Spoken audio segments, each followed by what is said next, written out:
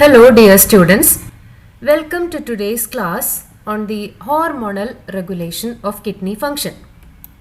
So in a previous video we have seen what are the functions of the kidney, especially in the case of urine formation. So urine formation, the steps in urine formation are actually three. The first one is glomerular filtration. That means the blood is filtered in the glomerulus and a filtrate is formed, and that filtrate is called as the glomerular filtrate. So that can be called as the primary urine. But this primary urine cannot be as such excreted from the body because we will suffer from the loss of so much of water and required nutrients, minerals, etc. So the second step is reabsorption. It is called as tubular reabsorption because in the kidney the nephrons are tubular. They are having a tubular outline, and in various regions of the nephron, that is the proximal convoluted tubule, the Henle's loop, the distal convoluted tubule, the collecting duct, etc. There are many substances which are reabsorbed back into our body. So that is called as tubular reabsorption because we cannot afford to the loss of all those substances including water, minerals, nutrients, etc. So that is the second major step in urine formation, that is tubular reabsorption. And there is a minor process also which is called as tubular secretion, by which some of the extra substances in the body like ammonia, K plus ions, etc. will be put into the filtrate while it is running through the nephron. So while the filtrate is running through the nephron, some substances will be put into it so that it is eliminated through urine. So that is called as tubular excretion, which is not a much prominent process in urine formation in mammals. So for us, the two main processes are glomerular filtration and tubular reabsorption. Along with that, there is some mode of tubular secretion also taking place. Now, how these functions are maintained? There is nervous control exercising over kidney function as well as hormonal control. The hormonal control is more prominent. So we will first have a look at what are the hormones controlling kidney function, and then we will go how each one of them do their functions. So the most prominent hormone influencing the function of the kidney is ADH, which is expanded as anti-diuretic hormone, or vasopressin, which is released from the pituitary but which is synthesized in the hypothalamus of the brain. So that is the first one. Second one is aldosterone, secreted by the adrenal gland, and the adrenal gland has an outer portion which is called as the cortex, and it is the cortex which is secreting aldosterone. Now the third one is epinephrine or adrenaline, which is secreted by the adrenal cortex itself, adrenal gland itself, but from its medullary region. So these two hormones are secreted by the adrenal gland, aldosterone from the adrenal cortex and epinephrine from the adrenal medulla. Then thyroxine has also got some influence on kidney functions. And thyroxine is produced by the thyroid gland. Then parathormone, which is produced by the parathyroid glands, and the atrial natriuretic peptide or atrial natriuretic factor, which is secreted by the walls of the atria of the heart. We know heart is four chambered, the upper chambers are the atria, and the walls of the atria produce a peptide which is called as the atrial natriuretic peptide, which also exercises some control on kidney functions. So we will go to each one of them. So the first one, that is ADH or anti-diuretic hormone or vasopressin. So it's a nonapeptide, that is, it is having 9 amino acid residues. It is synthesized in the hypothalamus. So we will just have a look at this. So this is the hypothalamus of the brain, to which is connected the pituitary gland. So this is the pituitary gland. Okay. So this is the stalk of the pituitary called as the infundibulum, and we know the pituitary is hung from the hypothalamus through the stalk. This is the anterior region of the pituitary and this is the posterior region of the pituitary. Now, you can see there are some neurons in the hypothalamus. They are secretory in nature. So they can be called as neurosecretory cells of the hypothalamus. And among these neurons, there is a category of neurons which are called as supraoptic nuclei. So the supraoptic nuclei of the hypothalamus are shown here, and they are secretory in nature. What do they synthesize? They synthesize this hormone which is called as vasopressin or antidiuretic hormone. So it is actually synthesized by the supraoptic nuclei of the hypothalamus. Now you can see their axons are very long. Though they originate in the hypothalamus, the axons, they end in the pituitary. You can see it is ending in the posterior pituitary. And through these axons, vasopressin will be released. So it is actually the hypothalamus which is synthesizing this hormone, but the posterior pituitary which is releasing it, but under the influence of the hypothalamus. So that is all about their secretion, release, etc. And here there is a tract which is called as the hypothalamo-hypophyseal tract, through which they come down and they release their secretions through the posterior pituitary.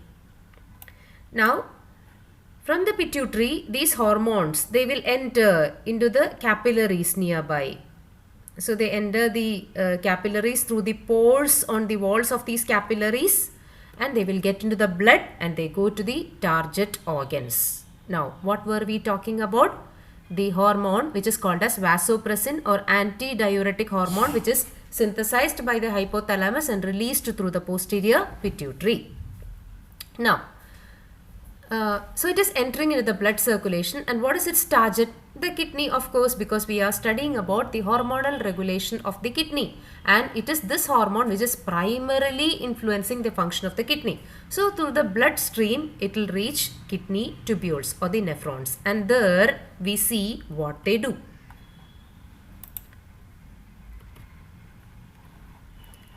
So the antidiuretic hormone, first of all, it will increase reabsorption of water. So this is the initial part of the nephron which can be called as the Bowman's capsule, inside which is the glomerulus. Okay, so it is from this glomerulus, the blood circulating in the glomerulus is filtered in this Bowman's capsule as glomerular filtrate. As the filtrate passes through the tubule, water, sodium, chloride, etc. will be reabsorbed. So this reabsorption is promoted by the antidiuretic hormone. So when water is reabsorbed, we are gaining water again. Okay, so it is antidiuretic hormone which is primarily influencing the nephron to reabsorb water. So thereby compensating for the water deficit in the body. Suppose this hormone is deficient, what will happen? We will suffer from excess loss of water through urine. It is because this hormone is existing that water is reabsorbed. But if it is deficient, we will be losing excess water through urine. So if it is deficient, we will suffer from excess water loss, which is called diuresis. Since this hormone is preventing diuresis, it is called as antidiuretic hormone. So that is how it gets the name ADH or antidiuretic hormone, because it is preventing excess loss of water or diuresis by promoting water reabsorption. So is it released always? No, only when there is a need. Suppose we have dehydration, we had excess work, we sweat out and we lose water and we don't have water to drink. So our body is suffering from dehydration.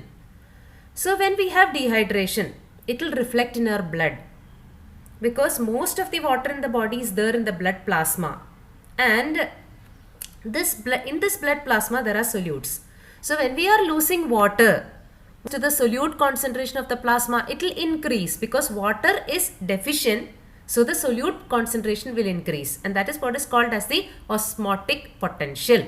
So when we are having dehydration, that means when excess water is lost from the body, there will be increase in solute concentration of the plasma, which is called as increased blood osmotic potential.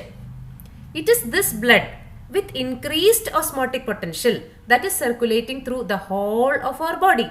Along with that, it will be going to the brain, and in the brain it will be going to the hypothalamus, and in the hypothalamus there are receptors which are called as osmoreceptors, which can detect any change in the osmotic potential of the blood.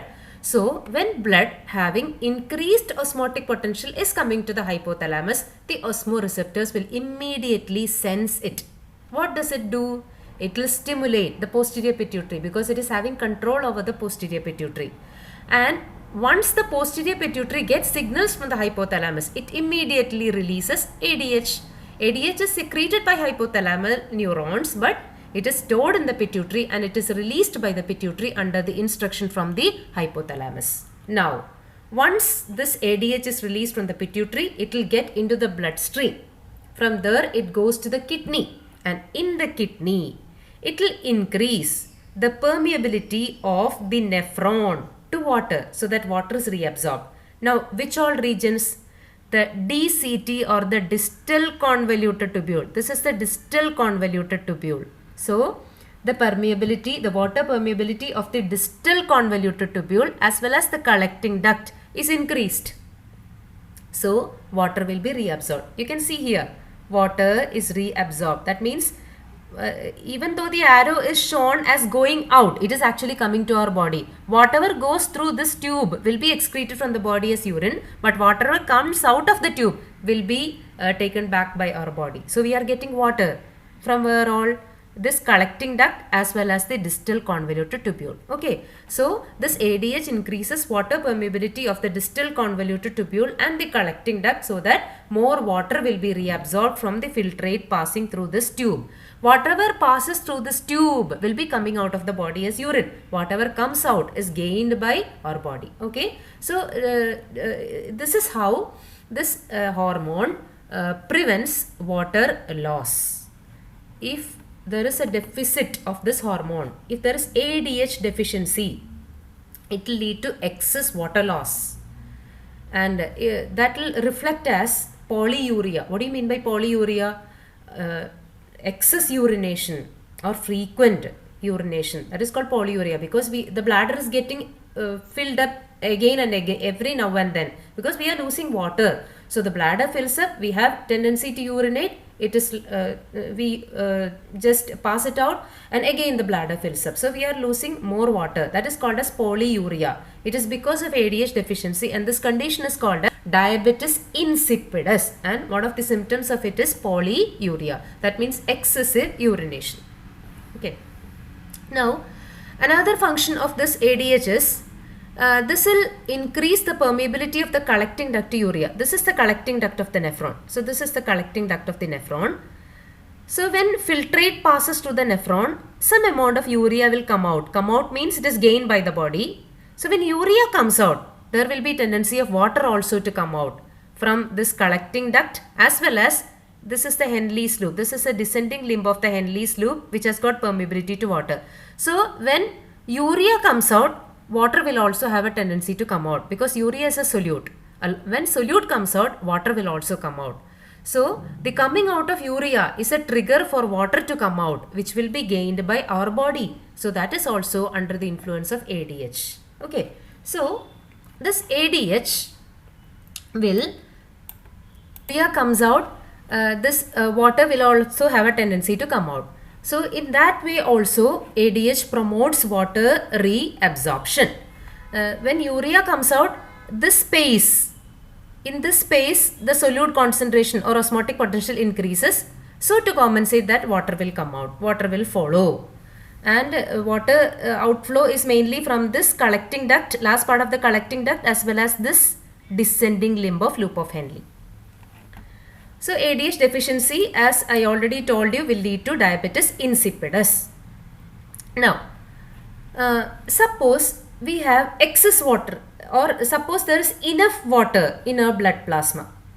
That means the osmotic potential is normal. Suppose we have excess water. So what will happen? When there is excess water, the blood solute concentration decreases because there is excess water.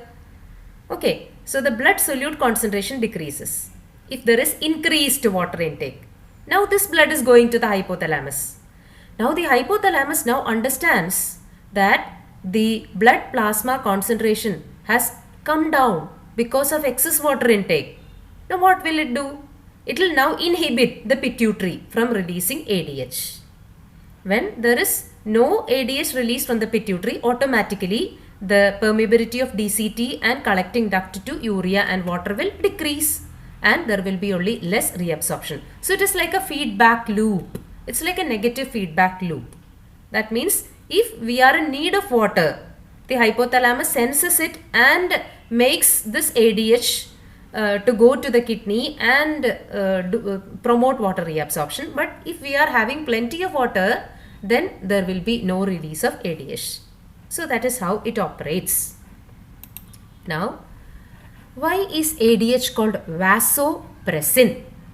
Its real name is vasopressin. Since it has got an antidiuretic function, it is called antidiuretic hormone or ADH. Now, why it is called vasopressin? Vaso means capillary or blood vessel. Pressin means to compress. So, it has got an influence on the wall of the blood capillary. So, we will consider this capillary as a pipe. We will consider the wall of this blood capillary or this blood capillary as a pipe. Okay. This ADH can cause contraction of smooth muscles on the wall of this pipe. So, it will compress this pipe. So, when the pipe is compressed, what will happen? The fluid inside, that means the blood flowing inside is pressurized. So, what will happen? It will increase blood pressure.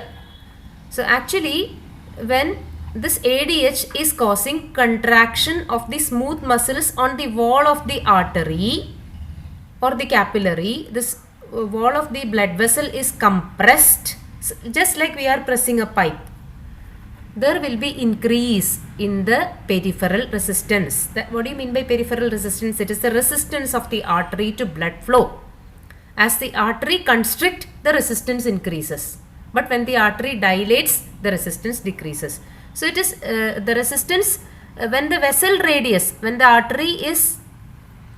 vessel radius is increased, resistance will decrease.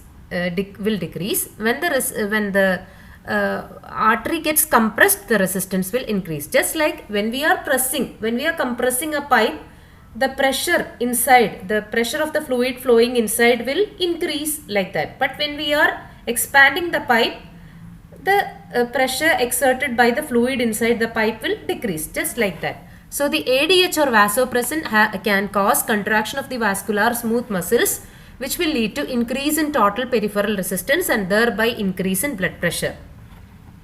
So this is synergistic with water reabsorption in that both mechanisms elevate blood pressure. Why is it said so? So what is now vasopressin doing? Increasing blood pressure. Earlier, what was vasopressin doing? It was taking more water from the filtrate, or it was adding more water into the blood. When more water is added into the blood, the total volume of the blood increases. I'll just give an example.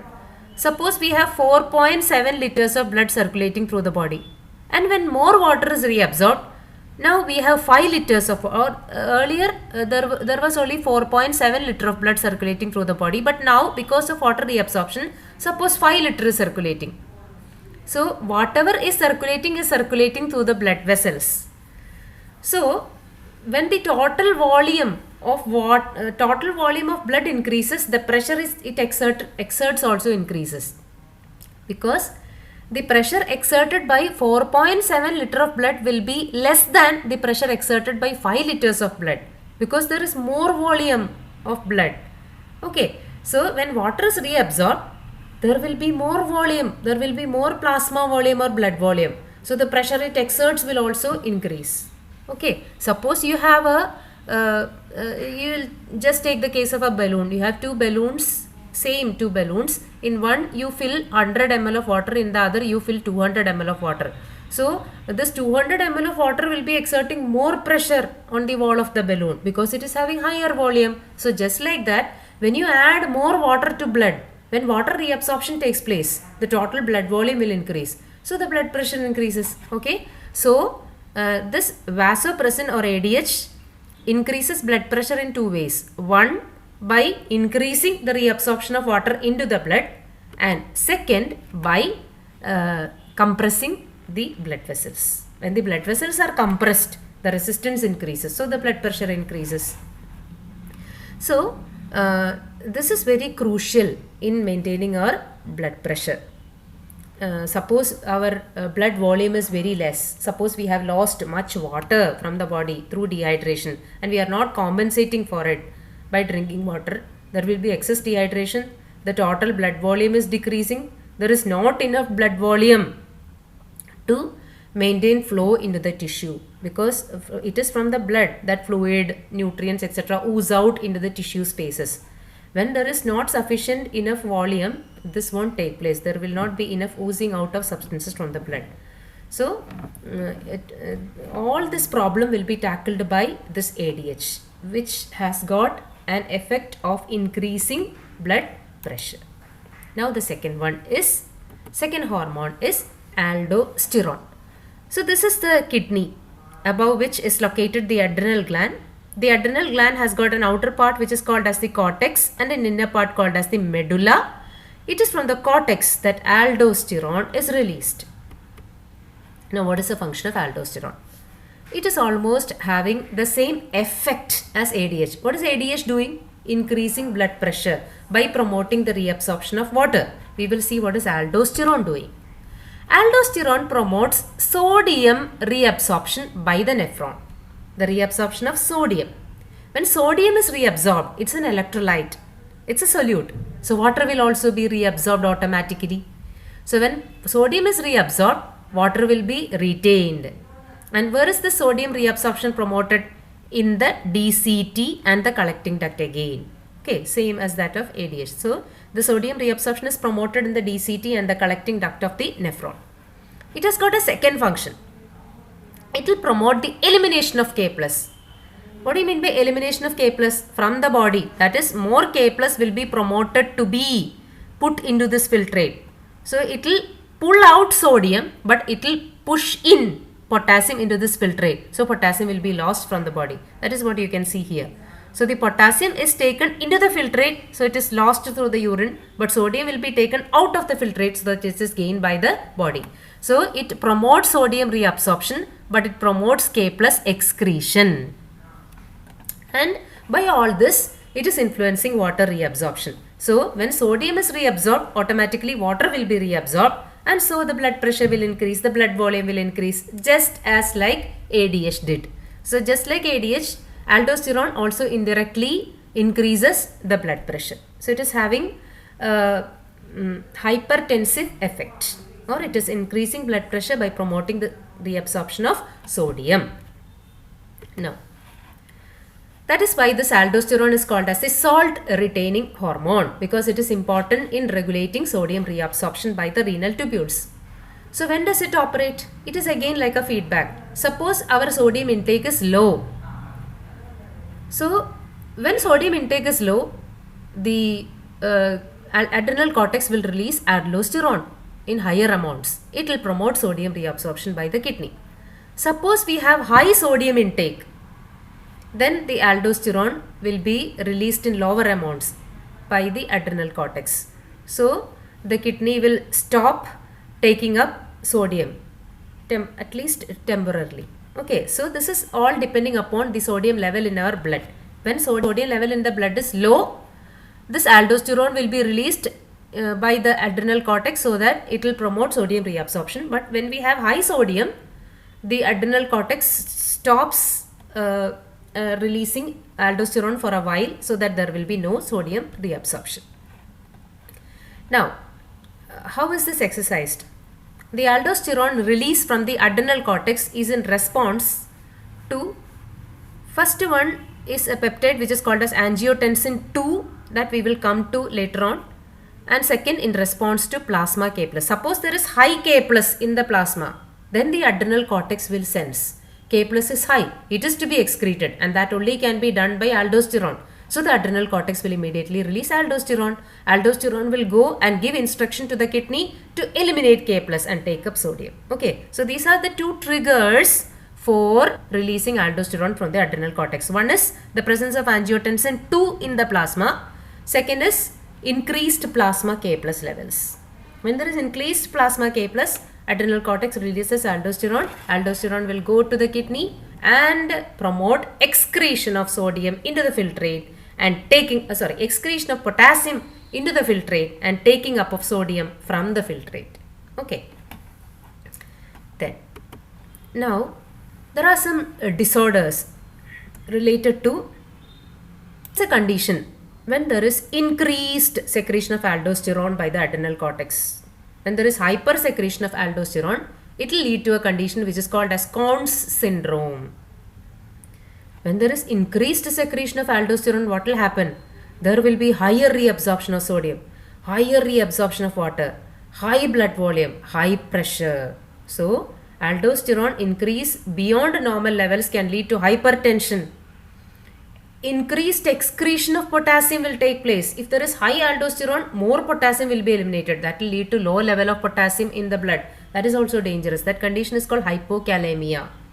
And because of this, the pH of the blood will increase. That condition is called alkalosis. So these are all effects of increased aldosterone secretion. And that condition is called as Conn's syndrome, and that is called primary hyperaldosteronism. That means the problem exists with the adrenal gland itself.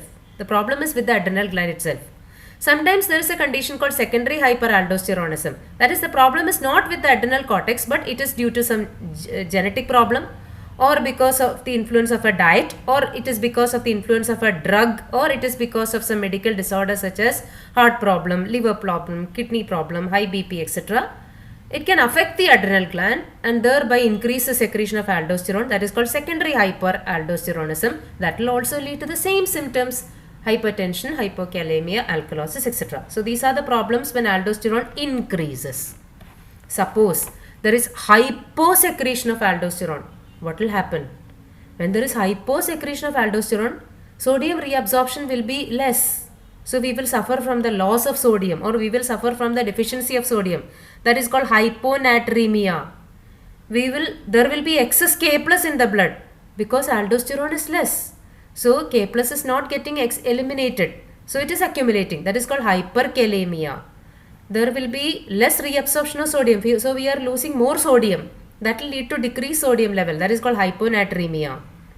It can also lead to other conditions, but only we are concerned with these two, hyponatremia and hyperkalemia. So that condition is called Addison's disease. That is decreased secretion of aldosterone.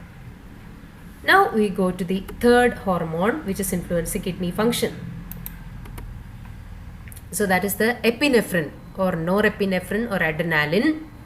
Where is it secreted from? Again, this is the adrenal gland. It has got an inner part called as the medulla. It is from medulla that epinephrine or norepinephrine is secreted. It is from the cortex that aldosterone was secreted, but it is from the medulla that adrenaline or epinephrine or norepinephrine is secreted. So what is it doing? It will cause contraction of smooth muscles in the arterioles. Where? In the kidney. So blood is flowing into the kidney through afferent arteriole. You already know that. So this is the renal artery entering into the kidney, and it splits into afferent arterioles through which the blood is going into the kidney. And so these are the pipes through which blood is going to the kidney.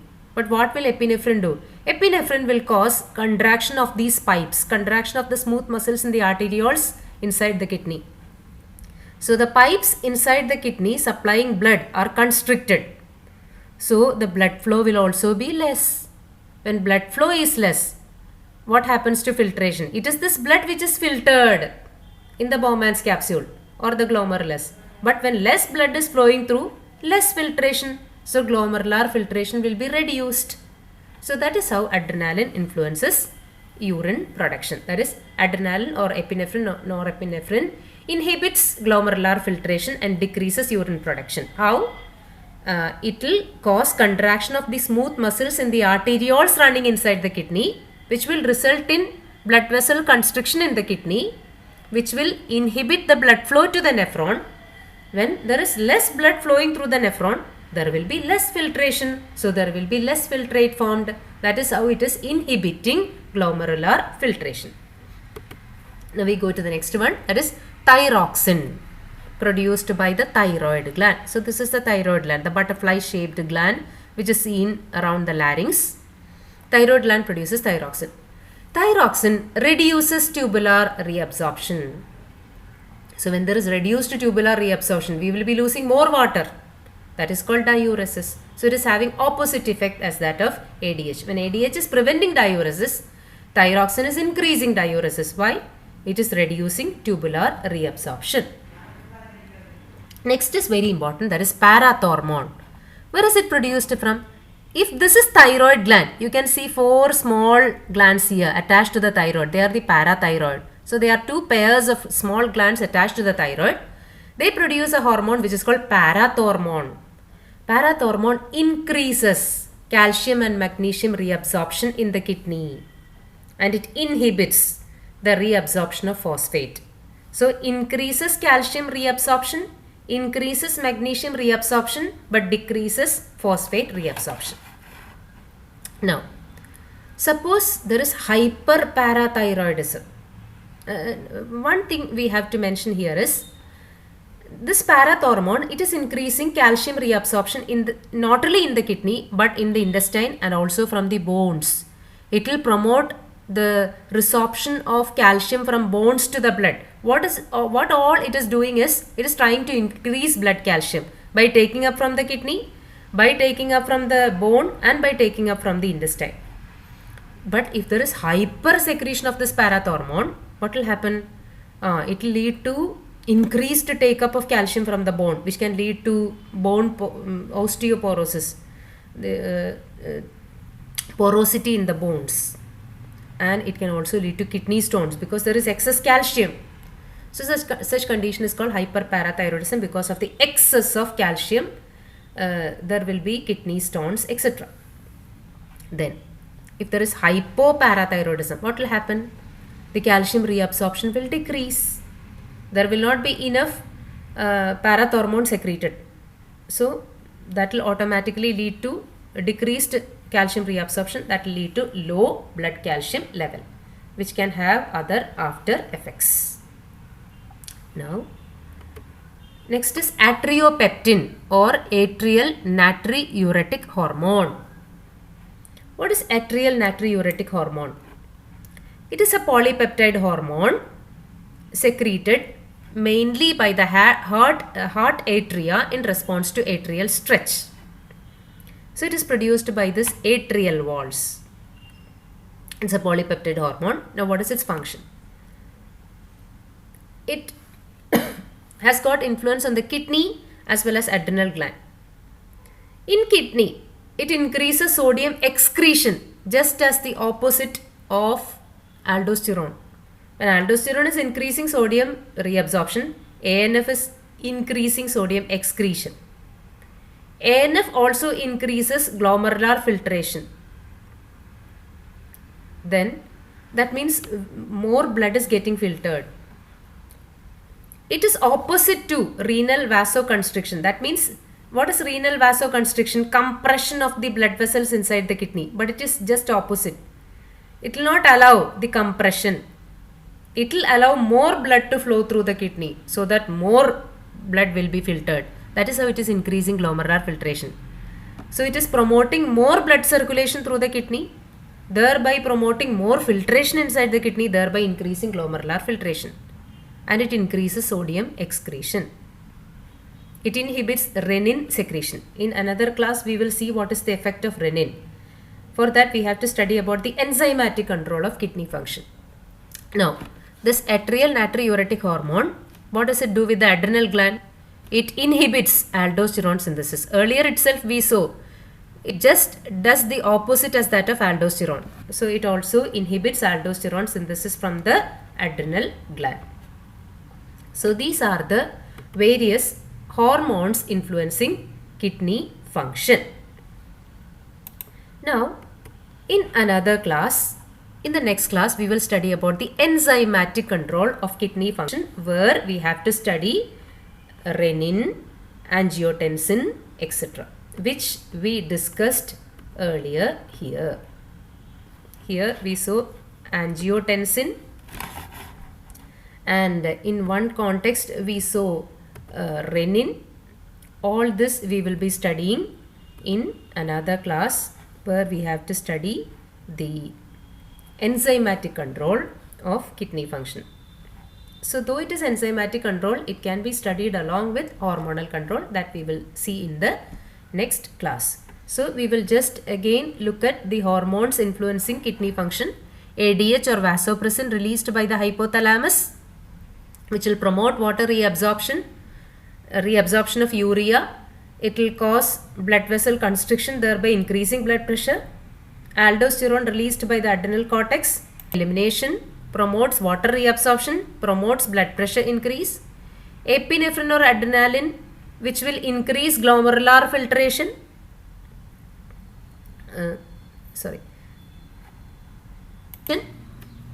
Then thyroxine, which will decrease reabsorption. Parathormone increases calcium reabsorption, and the atrial natriuretic peptide, which has got antagonistic function as that of aldosterone. It inhibits aldosterone synthesis. It will increase glomerular filtration. It will decrease sodium reabsorption. So these are the various hormones regulating kidney function. Thank you.